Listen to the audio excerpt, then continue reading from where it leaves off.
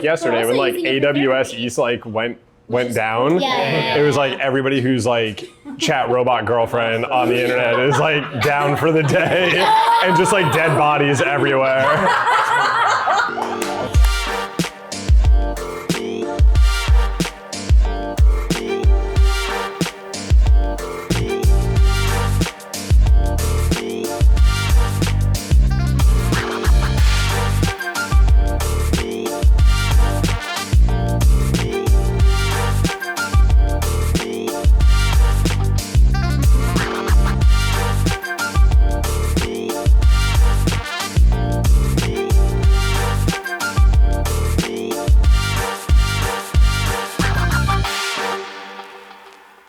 Cheers, everybody. Let's cheers while they clean off our plates for our next course. Thank you so much for being here. You're all very impressive. I think I want to start though first. I feel like most marketers that I've talked to when doing interviews and just in my career in general all had a bit of a hand in sales as well, or early on in their careers sold something. And so the first thing I'd love to know is, what's the first thing that you can remember selling? Whether it was when you were really little, something in the beginning of your career, like what was that one thing that kind of you remember having that, I don't know, that connection or feeling to that you ever sold? Who's been in sales in some capacity actually? An internship, does that counts? I feel like I may not have sales in my title, but I for sure am responsible for sales in that alignment and collaboration. And I would even say that sorry, can I tangent for like 1 minute? Yeah, by all means, that's why we're here. So I was at Dreamforce last week and was in a CMO track, and they were talking about the remit of CMOs moving forward. What's it going to be? I kind of wanted to challenge the group because I think that the title of CMO will not exist in years to come. Because I don't think the traditional chief marketing officer as we've known it, right? I think that role is becoming defunct as we sit in these seats.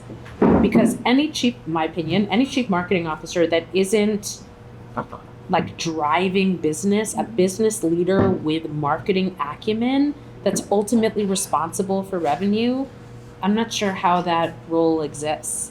So to your point about who's like sold, I feel like I do that every day in my job. I don't get credit in my title, but it's just interesting to talk about sales and kind of that alignment with revenue. Yeah. I'm curious to hear people's opinion about that. I actually would agree. I have, so part of my remit is we call it our outreach team. There are sales too, but it's part of marketing, but it's really sales. So outbound.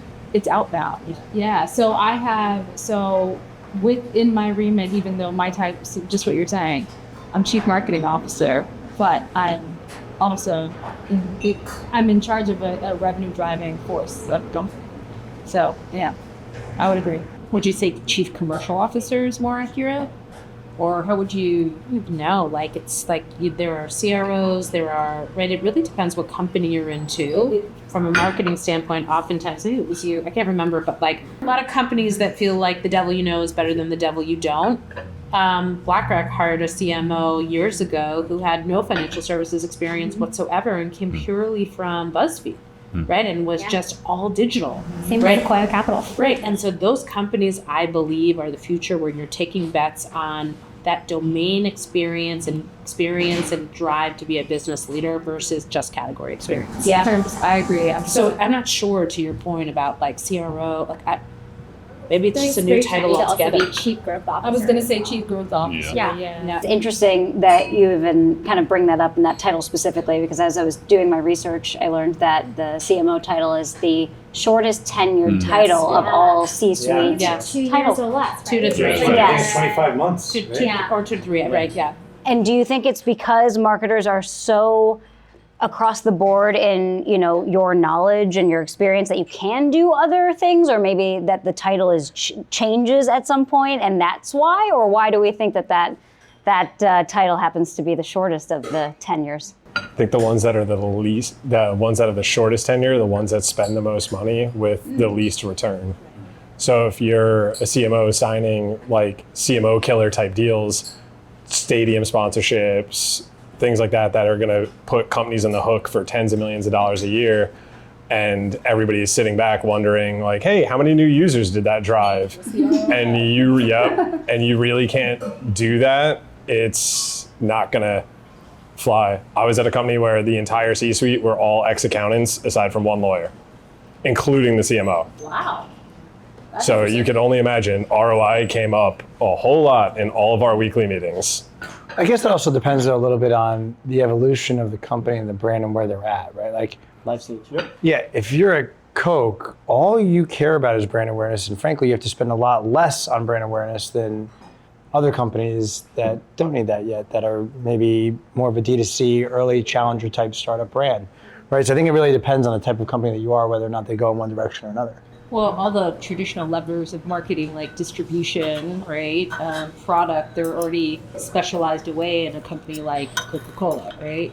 Right. But I think those who, have to be a little bit of everything, as I'm thinking about it too, they gave me the COO. I thought I was going in as the CMO. I was like, that's what I've been for the last few startups.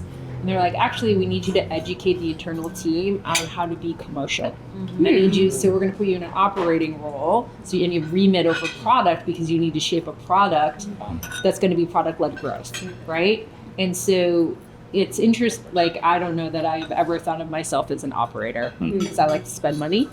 I'm teasing. But For the camera. you say that for the camera. I spend money effectively. Gonna look directly in the I spend money. Four of them, Becky. There's four of them. It's high ROI. But yeah, I think that's a astute point. It's like the stage of growth of the Yeah, for company sure. and what it is you're trying to do organizationally. I think it's also public versus private in a lot of ways. I mean, like if you have the scrutiny of Wall Street on you as a public institution and you're multinational in scope, like you are programmed to only grow at a certain amount a year because you have to anniversary every single thing that you're doing. Right. So it's like that's a completely different paradigm than a company like Wonder or any one of the companies we're talking about here at the table, where it's like no, we can overextend ourselves a little bit to make a name for ourselves, to grow the brand reputation over time, because one day we hope to be public. One day, we would like to reach that potential. So that's another factor, I would say. I think even on the private side too, though, you fall where you're like a Series B, C, or even D company. You still have the investors, and the CEO has to answer to the board and everybody. So again, you're spending that money. So if there is no real return, or hard to walk into a board meeting and just say it was for brand awareness. Is there a timeline that you all feel like over the jobs that you've had and the many different experiences and just industries you've been in, is there a timeline that you can say, okay, I feel like marketers need this amount of time to make real change or make something happen, or it's just absolutely not? 18 months. 18 months. I think you need 18 months at least. Why is And I that? think like the whole short-term tenure of CMO is not based, I think, on the generalist function of a CMO. I think it's more about, to your point, what is the life stage of the company and what are the needs of the company based on that life stage. So like when you're going from startup to 100 million, there's a certain function that you need in order to drive scale, right? And to enter a market and get a certain level of awareness. And then from 100 to like 500, you start to invest more in brand, because you need to understand that you need to differentiate more versus your competitors that are chasing you, have seen you open up a market and want to get a piece of that pie, right? And then from that into $1 billion, then that's a whole other discipline. And like, how do you like bring in that top of funnel? How do you bring in a broader audience set? And I feel like because the macroeconomics also of the past many years have been so unpredictable, that at the C-suite, I think executives lose faith in marketing because they expect marketing to solve all the problems that are happening, which is like impossible because, we also don't have a crystal ball. Right. Our jobs are to connect with consumers and understand what their needs are, but also to understand what's happening in culture. Possible, right. But you don't know what's coming next. And you don't know sort of what the headwinds and the tailwinds are. So, but there is this, in my opinion, sorry camera, sorry CEOs, I love you, hire me. But there is this like almost like false pretense of like, we're gonna know how to solve the problems because we've done before. But like, we know year to year, the world is changing, right? So we're trying to evolve just like everyone else is, and just like as the consumer behaviors are shifting too, based on their reactions to macroeconomics. So I think the tenure is more about like people get scared and they get skittish and this is not working. And like I was at a marketing conference earlier and we had this whole discussion about like, I feel like marketers are being forced into being in reactive mode, 100%. Right? Back in the day, marketers are responsible for long-term growth, long-term vision, sustainability, what is the future 5-year plan of who we are. There's no 5-year plan. There is 6 month, right? 3-year plan. And we're like beholden to dashboards. And I think dashboards have killed dreaming. Like we're not allowed to dream anymore, right? We're like beholden to like the day-to-day, the metrics, performing, weekly. And I get that, I understand that, but you still need to leave room for like dreaming big. And I started my conversation about like dreaming, so that's in my head. But it's true. It's like, as marketers, right, as CMOs or whatever, it's like our job is to look towards the future.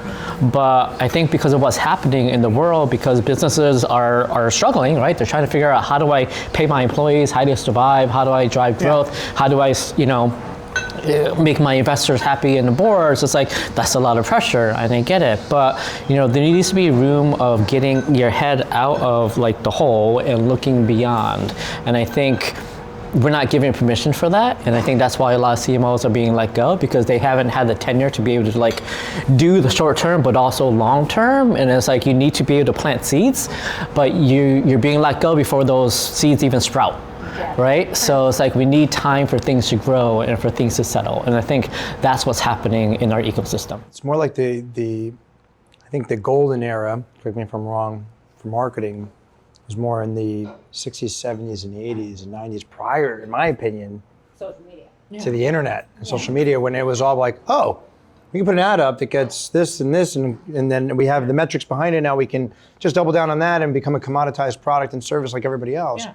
When it was like you said, a vision and a brand and building off of something. That was the golden age. Right, and learning. It's like, you think about like the most iconic brands today, the Cokes and the Nikes and Apples, like if they started today, they would not be who they are, right? Because they'd be measured in very different ways, and they wouldn't be given permission to fail at certain times, right? And to pivot and to try new things. But there's such a pace right now of immediate return, and I don't know how realistic that is. But I want us to think about a little bit of a case study here quickly. We can talk about it and throw them out the window or not, but Liquid Death is a client of ours, and I think Jeff and I were talking. They're one of the most amazing brands from 2018 to now. They're about to launch their first Super Bowl ad this year. That's incredible. A 7-year water and Yeah, can you pause for a second? The brand you're talking about Liquid is canned Death, water. Canned water. But I feel cool drinking it when I have to. Hell yeah, you do. And it's fucking delicious, okay? And it's really good, and it's healthy, okay? It's agave syrup. Andy and Mike, you're welcome, okay? My point is, they completely broke the mold, and they said, let's build brand and nothing else at all, point blank, fuck everything else. We're gonna be funny and stay true to who we are for really 6 years straight until it all clicked and a tipping point occurred. Yeah, they weren't held to traditional CPG metrics. They were allowed to be different, to be disruptive. Cesario decided to be different and said, we're not breaking. And he's a marketer. Right, and he said verbatim, fuck what they think. Yeah. And I applaud that. I think that's founder's energy versus CMO energy, though. True statement.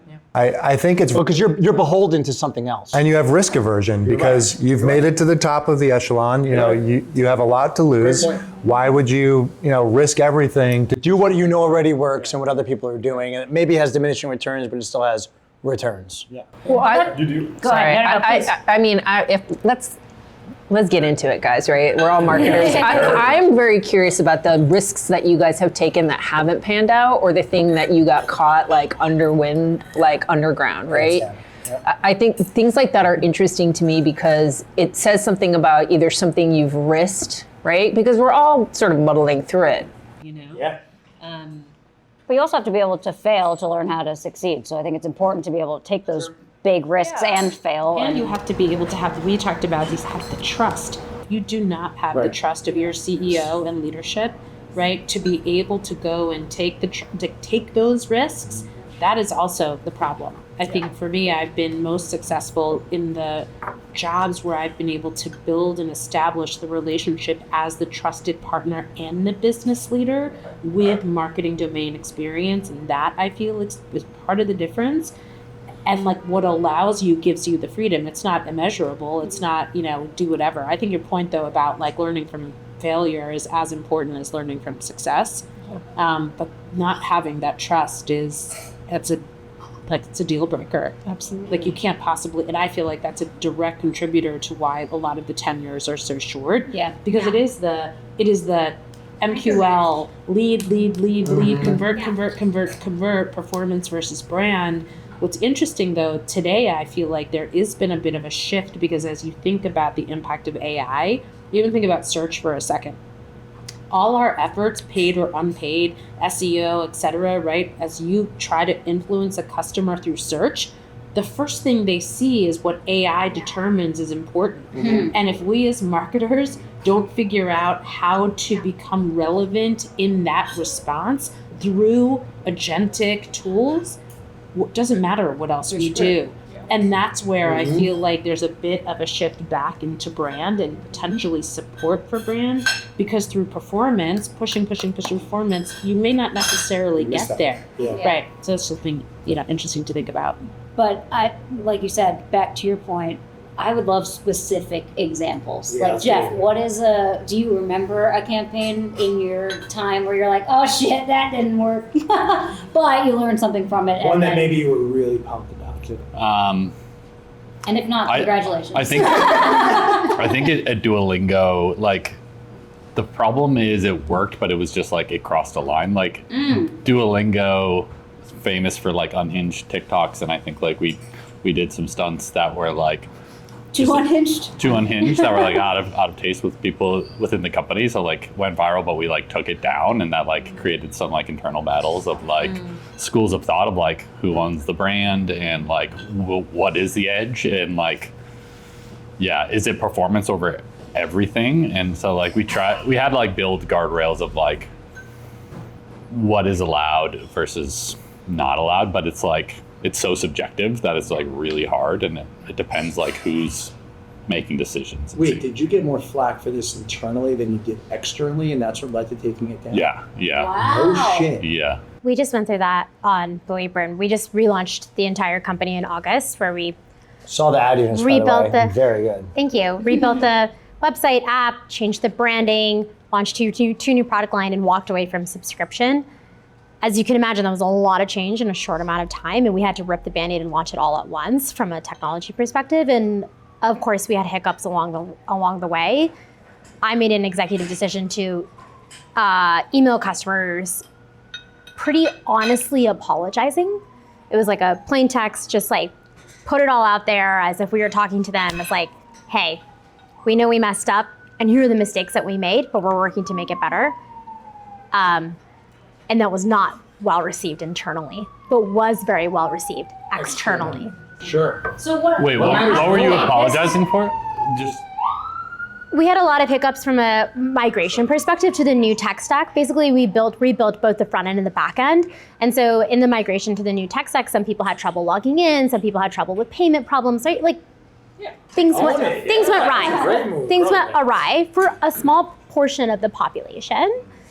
And we had a growing, very angry mob on Reddit. We have very passionate customers who rely on us weekly to cook their meals, right? To feed their families. And so my preference was to be open and honest and speak to them as if they were an employee of the customer, especially because some of the tenure of these customers were 10 plus years. Wow. But internally, it was thought of as like, whoa, you opened the curtains a little too much and you admitted to problems that maybe some customers were not having. But was very well received externally, but not well received internally. But I couldn't walk it back because it was an email. So I was like, the send press button was already pressed. I was like, sorry, it's already been sent. Kills me though, because if it's well received, in my mind, I've never been at that level of leadership, so maybe I just don't understand. And I guess I can see where it's like, okay, we've taking accountability now for all of these mistakes, and now we're saying that we make mistakes, but like Customers are savvy. Yes, right? Like thank they you. know mistakes are happening. They're talking about it on an open forum. but if there's a great reaction to it from your customers, why the hell do they care? Is that maybe too obvious of a question? We had a similar situation in Inkbox. I forgot what it was, but it was an email that was supposed to go out, and I think it went out before it was like really edited. It was very raw. It was just like, Really raw. gibberish.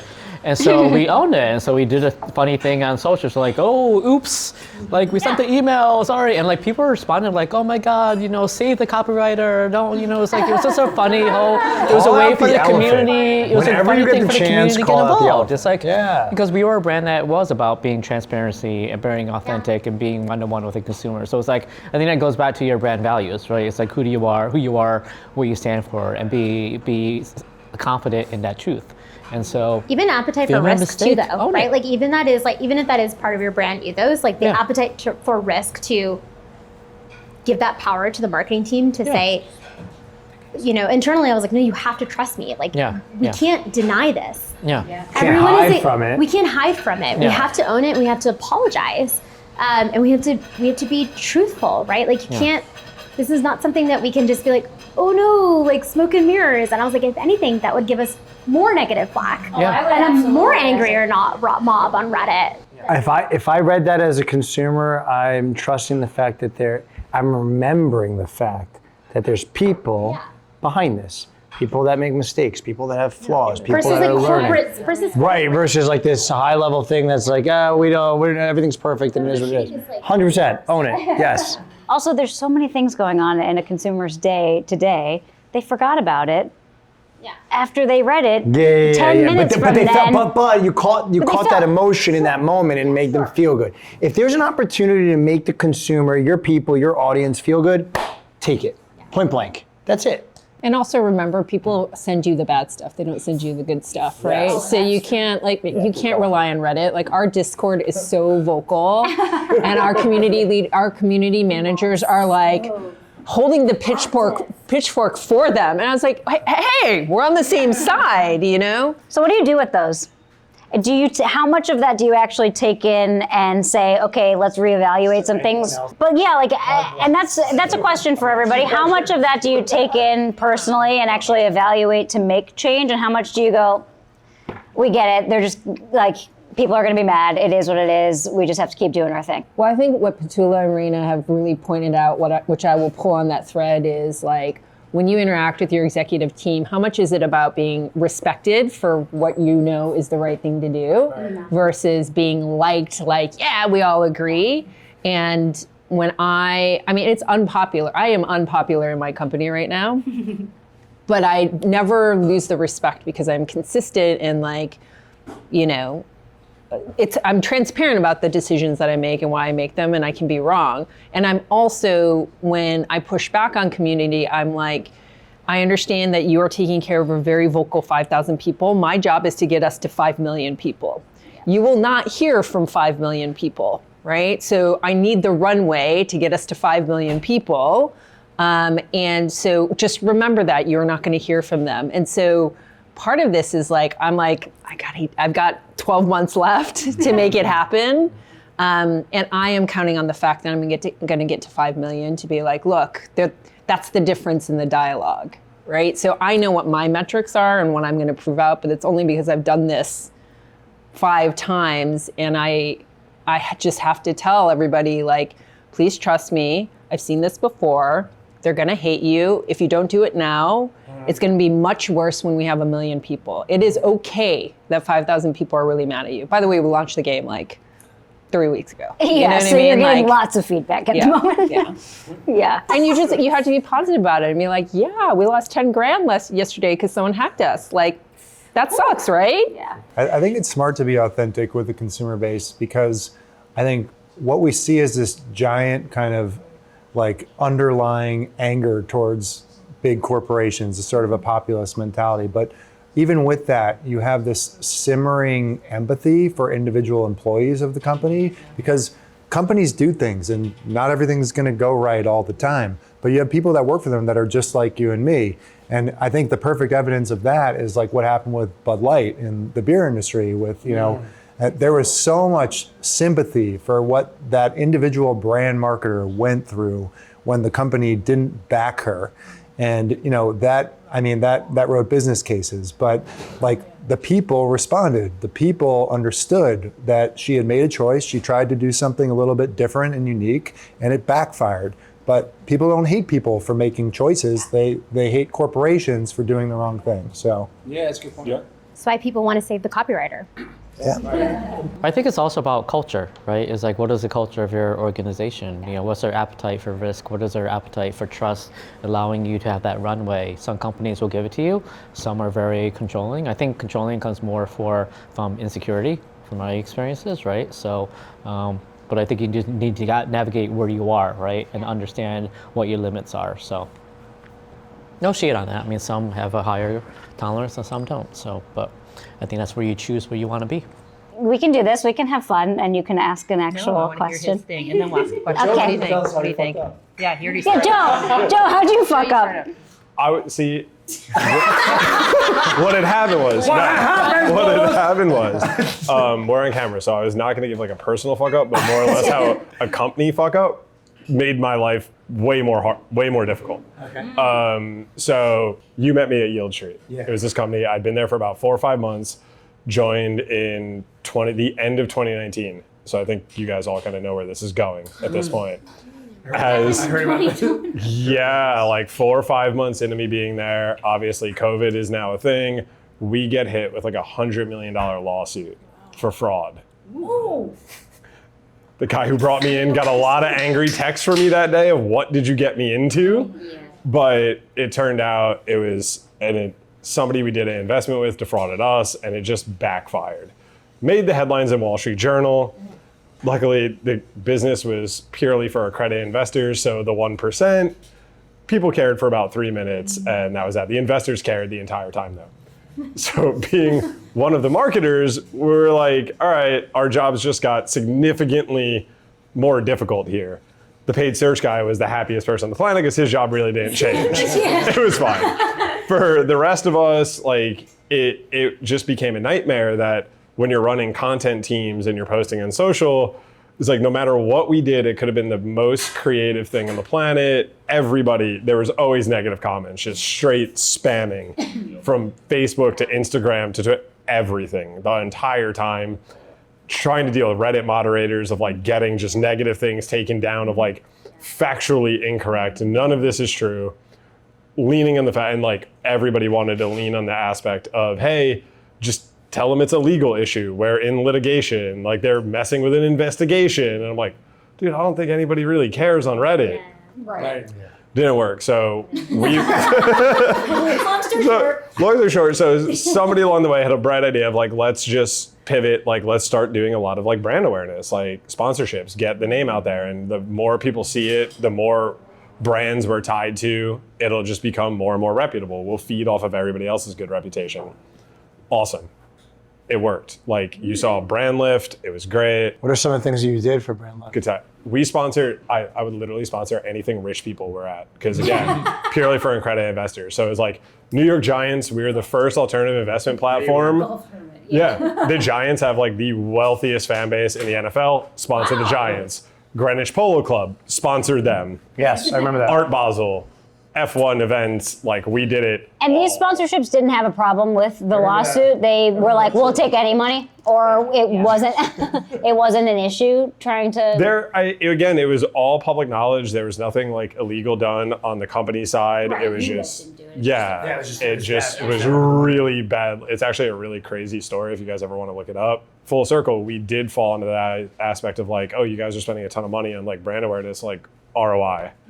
And it's like, well, all of this is for brand awareness, brand building. It was a clever idea in the moment, but I think as soon as like we started getting the questions of like ROI, user acquisition, and converting like really big multi-year sponsorships into acquisition plays, it really just like the economics weren't there. It didn't work, and everything just For perception. How do you value that?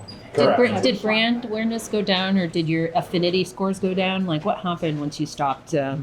Yeah, I mean, again, it was just kind of common sense. Like, you saw, like, the moment we stopped doing it, you lost a ton of that traffic. And again, it's a very niche product. So I think, like, getting the question every day of, like, when are we going to hit escape velocity and, like, be a unicorn and those things, it was just like, that is not what we were trying to do. Like, this is like reputation building at that point. And yeah, that was definitely defense at that point. Yeah, and again, 2 years later, it's like we could start playing offense, but that's like, if you want to spend a few $1 million with, say, an NFL team or like a big LA Freeze activation, great. That, again, it's brand awareness. Like, no, that's the audience. But if you do want new users, go to your typical channels where you're going to have all the data on the planet. Whenever you spend less on brands, the rest of your economics just get worse. So like that's like how you have to justify it. It's just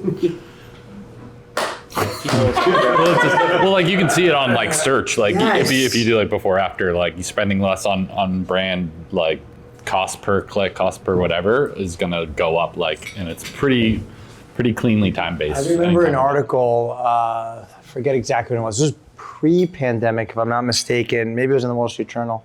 Don't quote me. Airbnb said that they spent an entire year only spending on brand awareness marketing. And they spiked higher than they ever did in any, you remember what I'm talking about? And they did no performance. Because the problem I think people don't always recognize in marketing, and please just lash at me if you feel like I'm wrong here, is that when you look at performance, you're in a commoditized space. You're doing the exact same things as everybody else, expecting a different result. We all know what that definition is, right? It's insanity. So when you only go in that way, only without any form of brand, you don't create an emotional tie-in to the brand. I'm scrolling right past you, like I see my 12-year-old daughter doing like this all fucking night to the point I slap her phone away. She doesn't know what brand's in front of her because she's just glazing over it. The same way when I pass through, a TV ad or anything else, it's not meaningful enough for me. So finding new ways to be really creative and out there that connect to people, to me it's the reason OpenFortune was built, right? So when you said that, it cuts a chord. I'm like, yeah, that's it. That's, in my opinion, what the golden age of marketing was. Point blank, make people feel something. You make people feel something, you did something right. You can start there, then let the trickle down go to performance. How do I create the content and then create the performance off of that makes people feel what I want them to feel? But start with that type of content and that type of distribution that makes people feel first, and then let performance follow after. I think in the last 10 years, in the age, or probably 15, 20, in the age of digital, in the age of social, it's completely flipped. And now we are completely desensitized to everything that's in front of us. And it's all performance, 90% of it maybe, and 10% brand, when 20 years ago, 30 years ago, 40 years ago, it was definitely the opposite. And I think people felt more to brands that built those iconic brands that we know today. Nike and Coke, that you're right, if they started today, they wouldn't be allowed. They wouldn't be alive. Yeah, I mean, we're in this like rat tail, not tail. Oh, anyways, we're in a cycle of transactional marketing, right? Whereas I think the bigger purpose of marketers is to build brand love. I think when you have people that fall in love with your brand, it's like the old saying is like, if you win their hearts, you will win their wallets. But if you only chase their dollars, they'll leave you when the money runs out. Damn right. Right? So you need to drive for a high purpose. And so it's like, we need to create that emotional connection. Yes, you still need the transactional stuff because we still need to drive sales, but it's about a balance. It's about having a multi-dimensional approach to marketing and hitting them at all levels. But again, the pressures of late have been more about like immediate ROI, transaction, showing, value, but what is value, right? So it's like, brand value is, I think, fuels all those other activities, makes all those activities more economical, more efficient, maybe harder to measure, but intrinsically is still necessary, but it's harder to prove, so. But also the customer experience has changed fundamentally, right? That customers have more choice than they've ever had before and more power. than they've ever had before in the buying decision, the buying journey and decision. And so previously they would require, I think, like the brand and business to educate them first, as opposed to the self-serve, I'm going to go, I'm going to look, I'm going to figure out. So It was more passive. Right. Now it's active. right now it's active, and so that I'm a fan of Simon Sinek and just kind of the golden circle, and really that, like, what is it about brands that create that irrational loyalty, right? And if you think about the Apples and the Virgins and the those brands like that, right? And to your point, yes, it's the emotional connection, and yet I feel like customers have never been more fickle than they are today because there's so much abundance of choice. And so, and then you go back to your point about the challenge of a brand in a heavily commoditized space becomes that much greater, because again, it's the channels are the channels. Yes, there's advancements in digital and tech and UGC and all the things that we're trying to figure out in Reddit, and where do you go and where are they? But it's very challenging. And I think the question I would like to ask you guys is, do you believe, we talk about brand and we talk about performance as they are separate things, and I think that they are not. No. And that the challenge for us is, how do you focus on the middle and bottom of the funnel, right? Because everyone's allergic to the top of the funnel, right? No one's going to let you just spend money at the top. Like, unless you've got I'm launching a campaign, I have a reason to make a splash, I have a reason to create momentum, but that's going to dissipate, and then I'm going to focus all my dollars in the middle and the bottom. And so then how do you drive performance while also achieving brand? That, I'm curious whether you guys feel that same, both the pressure and opportunity, and how you're solving that problem, because I feel like I'm trying to solve that, and it's a little bit challenging, but still, like, that's where the money is, both to spend and ultimately to be made. Yes, of course, there's a 95% principle. If you're not filling the 95% of the funnel, right, how do you ever get, because there's only 5% of the market in, right? So what do you guys think about the acquisition brand piece? I'll say one piece and then I'll toss it off. I think that brands that do a good job, humor connects, in my opinion. I think brands that can... Serious brands even? I think there's room for... You mentioned being a librarian before. I'll share with you after, but this library in Missouri made the funniest ad that went viral recently. I'll share with you. It was hilarious. Oh, the trust exercise? Yes, the trust fall. You know what I'm talking about. Okay. It was incredible. So good. It was a So good. fucking library in a town with 2,000 people. Of course, any brand, if they really focus hard on that, brand like Yield Street, brand like WeWork, any brand, I think can be funny. And if you're funny, you connect to the human condition in some way, shape, or form. It's a storytelling moment that I think bonds and binds people in a way that you can't do elsewhere. I could be wrong. Criteria. I don't feel like I can survive and they'll like just be funny and all. Well, I don't think it has to be all the time either. Yeah. No. As a representative of your brand. Because there's also, like, It's not perfect for everybody. think about all the ads during the holiday time, Christmas time. Oh my God, and then all of a sudden you're crying at some commercial and you're like, whoa, wait, what just happened? I love those, and I connect to those just as much as I would connect to something funny. So I don't, it's just emotions in general. Emotion, that's it. Because, and I think that also depends on the marketing team in general. Like, Carlo, knowing you, of course, like, comedy is your criteria number one for how you connect with people. Not everybody is like that. There are different, ways in which people connect, or different things that people think are funny. Sure.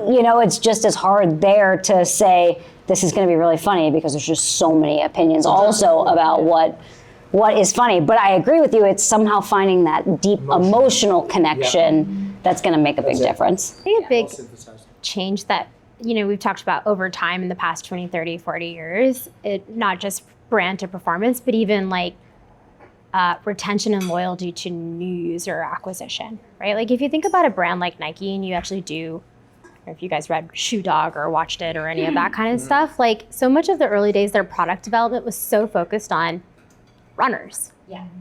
Oh, it's literally all it was. That's how they started. It was a running shoe. How do we make a better product for our existing customer base? How do I make my existing runner run faster? It was not new user acquisition. It was not how do I expand into, like, all of the shoes of every human being on the planet. It was, I have this customer who has this need, and I'm just going to make their life better and better and better. And that's what I'm going to focus on. They built fan trust. Loyalty. There was loyalty, there was Right? trust. Loyalty. But how do you do that when you only get a year to do it? There's not the runway to the conversation we had earlier about like the CMO runway. There's not the runway for marketers to build, like to focus even on loyalty or build the loyalty, because so much of the focus is on new user acquisition, which is like grow, bigger, sales, but like a different path to that is to focus through loyalty and leverage, like, you know, word of mouth and all that kind of stuff. You know, our strategy, because we have to compete with very large casinos too, we broke it down like the gaming industry, right? And so we have got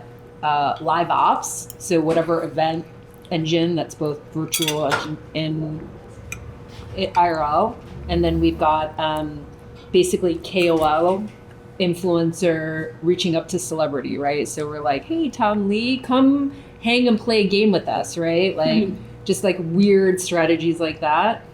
When we activate on each of it, it's like it's through them that we tell the brand. Does that make sense? We actually decided to go for channels where it was combined. So do you guys still have the conversation as if they're separate? Does that make sense? Like, because I have performance baked into my KOL, right?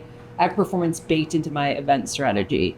And I'm just curious if that's how it works at WeWork too. I try to.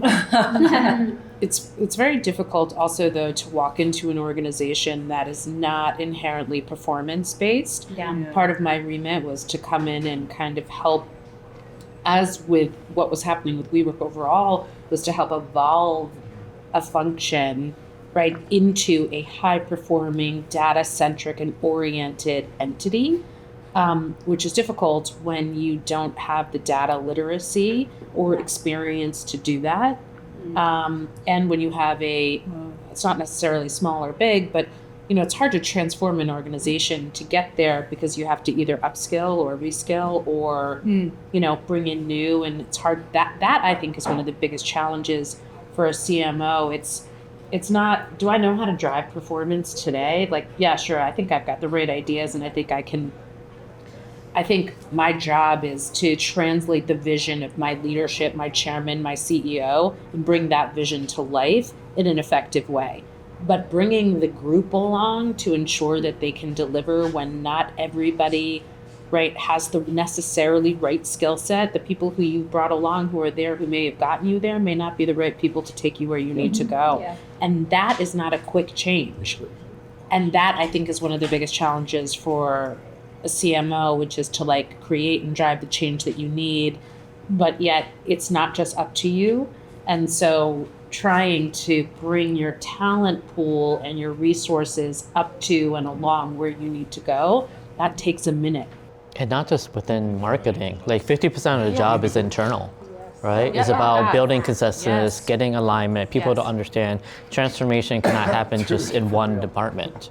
Right, it's got to be everywhere. So, so when I started in sales, which was a COVID mishap, obviously my background was in like performing. I got into sales at a tech company, and I quickly realized that the sales and marketing teams do not get along, which is really funny and unfortunate because, like we were talking about earlier, they really are one and the same. Like you can't do either of them without the other. Like why is it that sales? I have a theory. Okay, let's hear it. So I think the theory is, if you guys know football in any capacity, I think your sales team plays more like the offensive line.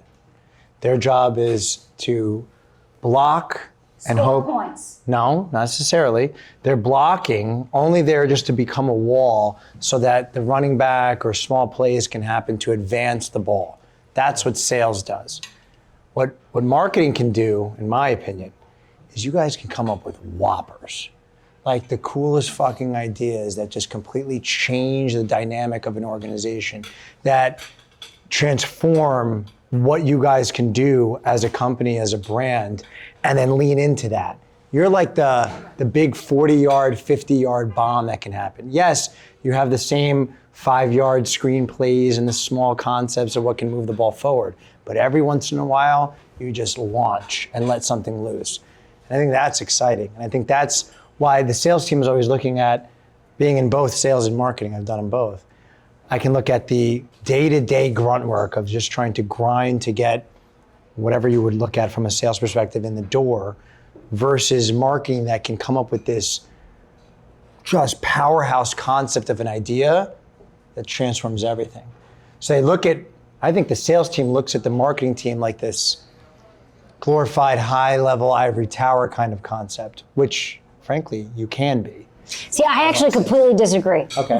I feel like the sales team looks at the marketing team and goes, well, they're supposed to be giving me leads. They're supposed to be bringing all of these people in. Yeah, I can see that too. And if they're not, then why are they even around doing their stuff? They're just irrelevant. And again, this is maybe an organization by organization basis where I was, it did feel like the sales team was like, marketing's not doing shit. Like, what are they doing? And when in reality, it's like the iceberg situation where marketing is all underneath the water doing everything you could possibly imagine, but you only actually see the little tip of the iceberg. That is valid. But it really depends if your depends if your organization has an inbound or outbound motion or both. Because marketing in my opinion, can most directly influence inbound, right? You can attribute inbound activity, but you can only influence outbound activity. I can give my sales team the tools, I can train them, I can develop incredible product marketing. Content. Right, yes, I can give them content, but then it really is up to the actual sales people to go out and do it. To actually be the right. So it really depends. I agree with you. I don't think it's quite as simplified or simplistic as he articulates at all. But for me, the most successful roles I've been in have been where I've had the best relationships with the sales team and where we walk together. Oh, yeah. As opposed to, it's your fault. Oh, you don't drive MQLs? Well, you guys don't sell, right? That never works. I think that's the biggest predictor of your tenure is how much the sales team likes you. Agreed. Because if they're hitting goal, you're in good shape. Good point. Yeah, I agree. I just passed around, it was random questions that I had done research, and just in case we needed it, but let's go around, let's throw out some random questions so that we can get almost like good rapid fire answers to some of these points. Are we in a golden age of marketing or the most overhyped era ever is the question I choose. And the golden age of marketing, I think, to your point earlier about AI and the mobs of consumers on social media, I definitely wouldn't say it's the golden age. I think we're far from it in a lot of ways. Like, we craft our story that we want to put into the marketplace and it gets dismantled day one by either an algorithm or everybody.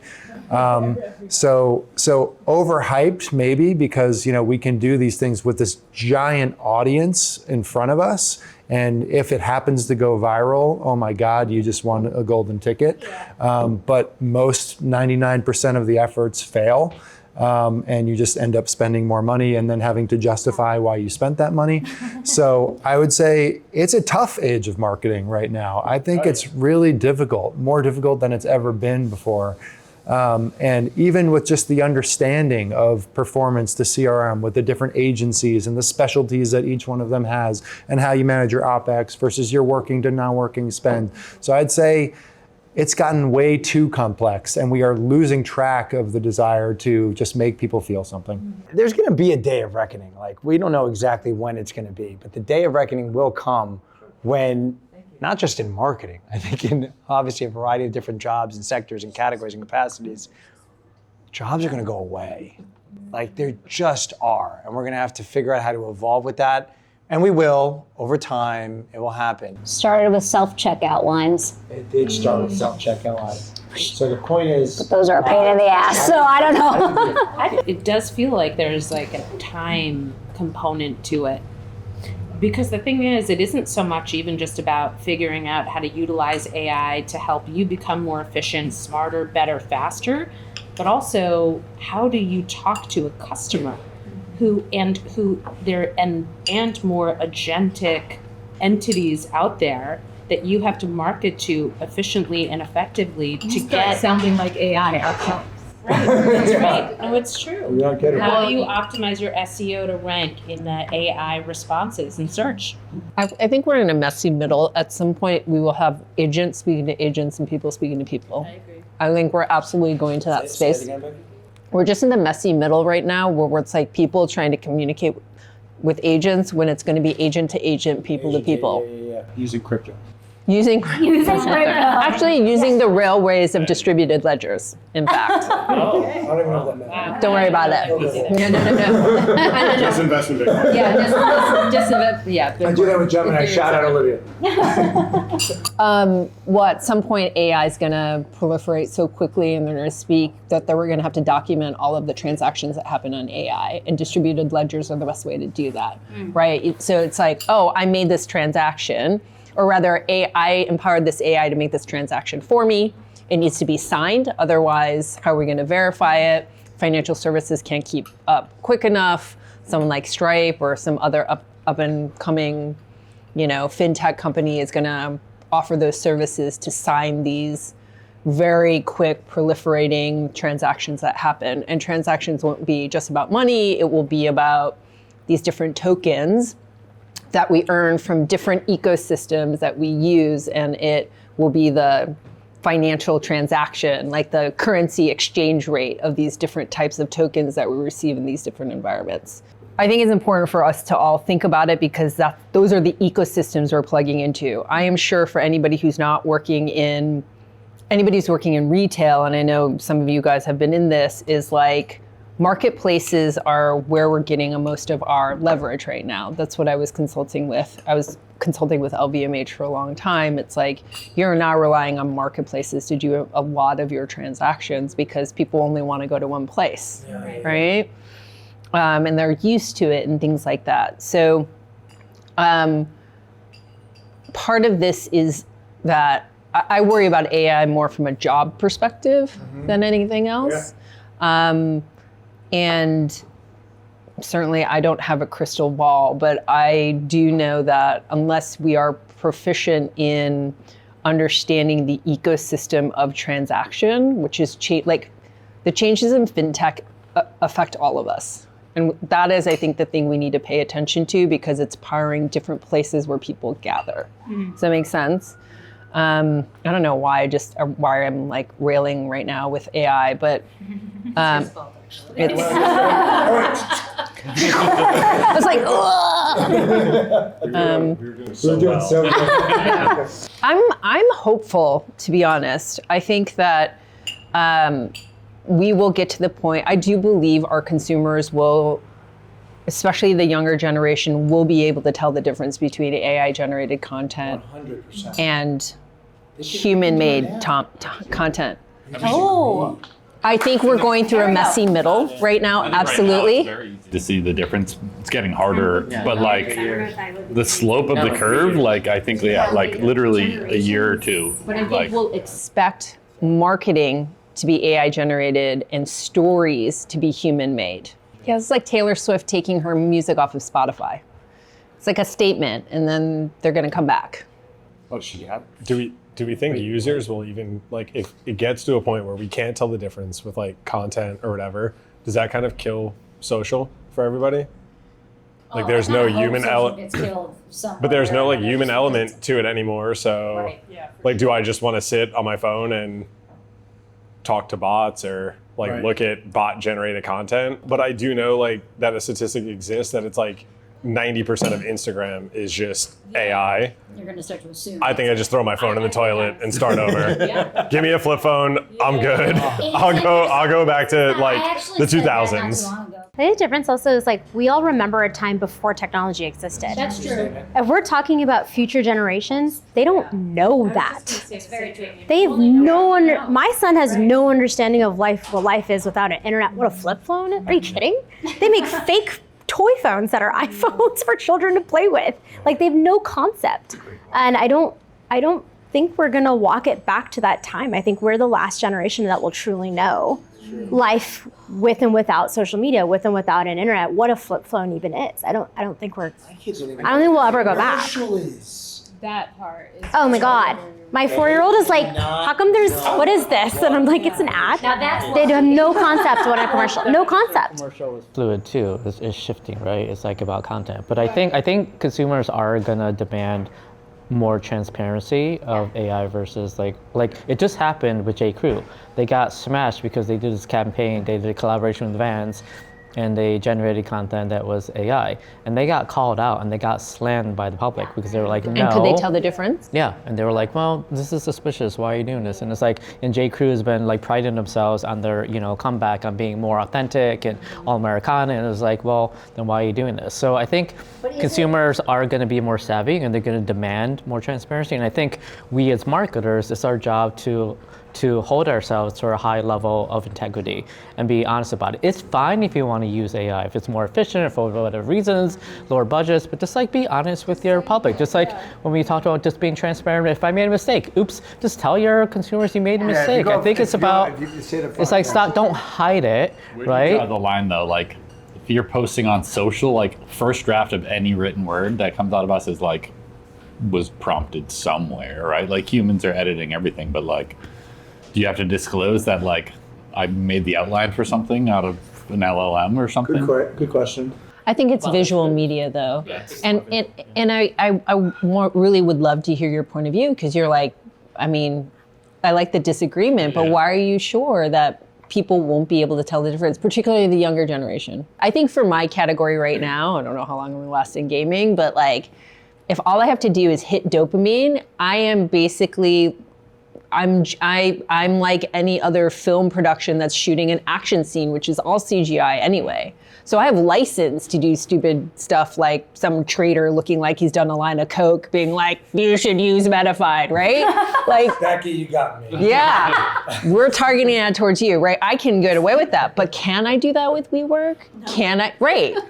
Because adrenaline is not the emotion. That's not the neurochemical I'm going for. Yeah.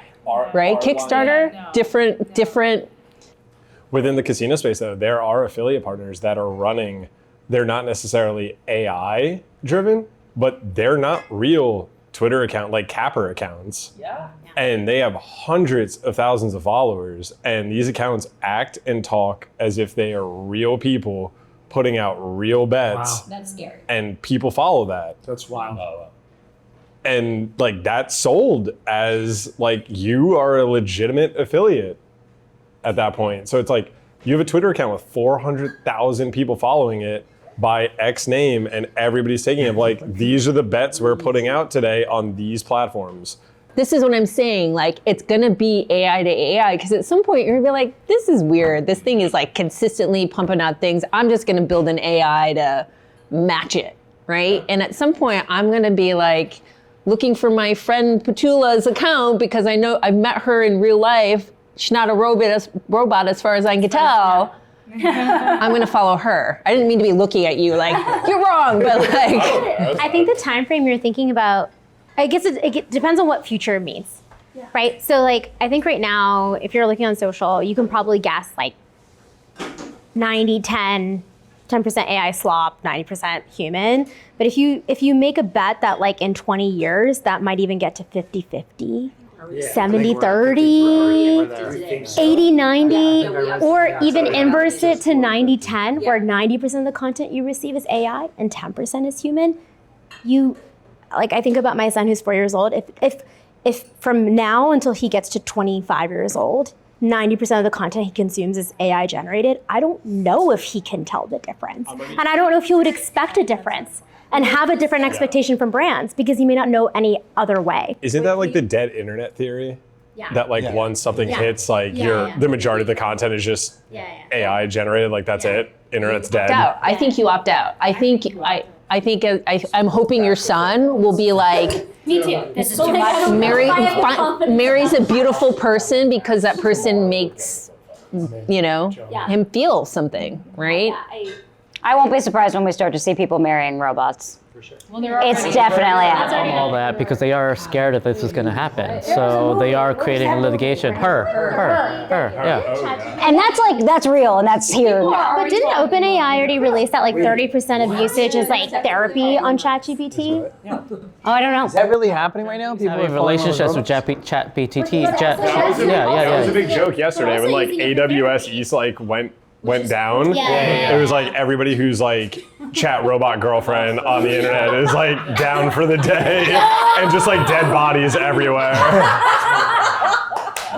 And I agree it's going to happen sooner because the technology is advancing. So like, yeah, you can look at a piece of content now and kind of tell like something's off, but I think it's progressing so quickly. Like just look at the entertainment industry and what they do with like green screen. It's like, it's so realistic and it's going to advance at like phenomenal speed. So I don't think it's 5 years. I think it's 2-3 years, even 1 year, where you're not going to be able to tell the difference. That impact, the generational impact that we've discussed. And then there's the fact that every single one of us at this table is getting callous to it every single day.